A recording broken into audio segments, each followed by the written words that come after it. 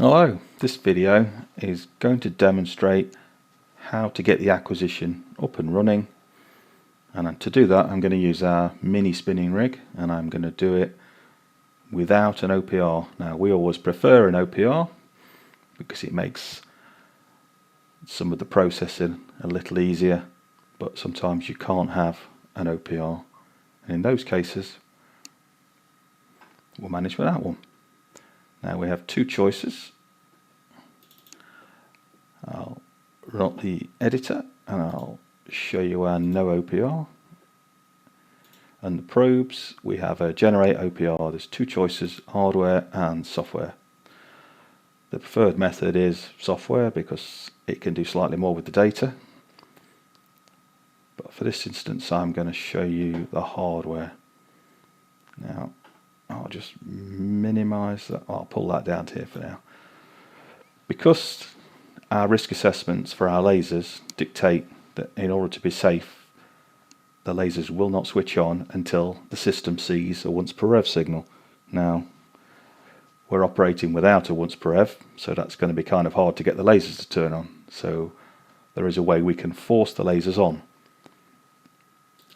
We do that by having the words no interlock at the end of the shortcut.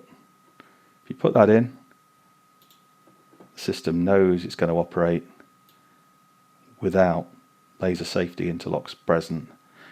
Now, depending on where you use this, health and safety is pretty much the same everywhere. You need to comply with your local legislation. You need to risk assess how it's used. Generally, we tie it to the OPR because if the OPR is on and it's a big vehicle, health and safety will mean there's no people in there anyway, and it's generally safe to do so. But either way, you've got to assess it. And if I switch to the acquisition, every time you do this, you will have to click that you know it's safe to continue. And if you pull more details, it's basically what I've just said. If you don't want to accept that you're in compliance with the local health and safety, you can click no, and the laser interlock will not be bypassed. If you click yes, the interlock has been disabled. I've already got the system running, but I will show you that the AC lasers and rig are all on, our little mini rig. If this panel was all grey, then I've got another video I've done previously showing you how to communicate with the smart power supply and how to get this working. So I'm going to load our no OPR config that I've just shown you. It's loaded. It's given me a prompt that I should configure the acquisition. I've configured the acquisition. It says down here the acquisition system is found and it's configured. We're all good. Now I can go to the laser tab.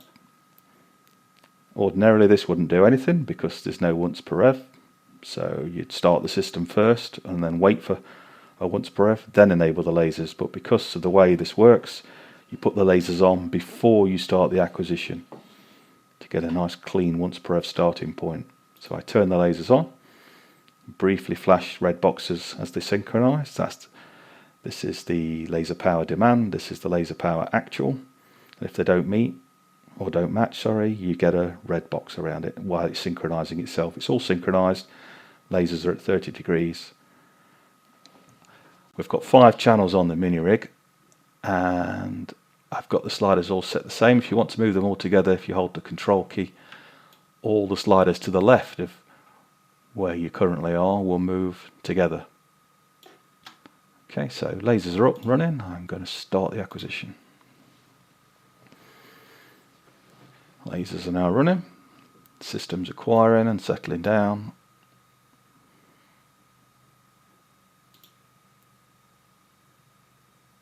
I'm checking the thresholds. They're all green. We've got probe frequencies.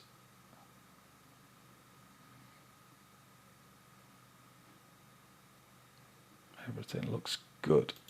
I'll give it a bit more laser power.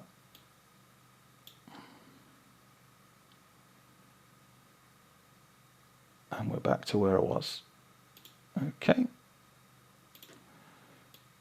Right, once you're happy that everything's set up, obviously it's much easier with an oscilloscope because you can see the raw analog outputs. and you can set the thresholds depending on the reflectivity each individual probe sees. Obviously, as contaminates get on the probes or blades are duller than others, you may need to adjust these settings.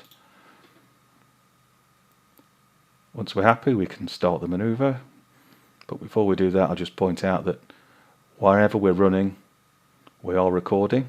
The data goes into a large circular file which overwrites itself once it gets full, so you've always got the last 10 minutes or more's worth of data depending on how fast you're going, because the file's a fixed size, but the sample rate is not. It's number of blades times number of probes times speed. That's a total sample. Per channel it is number of blades times speed. So if something happened, for instance right now, I could click on the sentry button and that would save all the data that's in that buffer to a new shot. Now you click that after everything's settled down, not during it, because it only takes what's been recorded so far. So just give it a few seconds, wait till everything settles, hit the sentry button, it's just like you recorded it. If I want to start recording data, hit the record button. We're now recording away. Everything's good. This is hardware derived. Because it's hardware derived, I get an extra option down here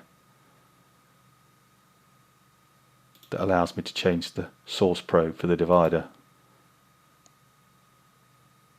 And generally, or normally, you can switch to this if you've got an OPR and you're running with a proper OPR but it fails. You can switch to this on the fly, and there's a disabled setting, but because we've set this in the configuration to use the hardware OPR, you can't disable it from this menu. So I'm going to stop recording, and just a quick comment on the stack. That's an unusual stack in the fact that our mini rig has got a big orbit on it. It normally wouldn't look like that. It would look pretty straight, but for all intents and purposes it doesn't matter. Our probe's colour coded. Channel 1's blue, 2 purple, 3 orange, etc, etc, etc. They're all green. Status is good. Everything's happy. Go to the probe status, you can check the frequencies of the incoming signals. They're all the same. That's always a good sign. The system knows how many blades there are. It knows the OPR. It knows what to expect frequency-wise from each probe. And we're getting everything we expect. The quality is all good. And the detected and calculated probe angles match what's in the config. So the system is very happy.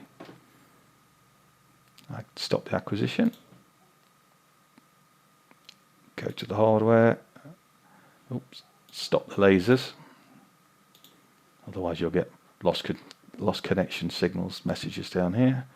Hardware, power supply, turn the rig, the lasers, and the ACK off.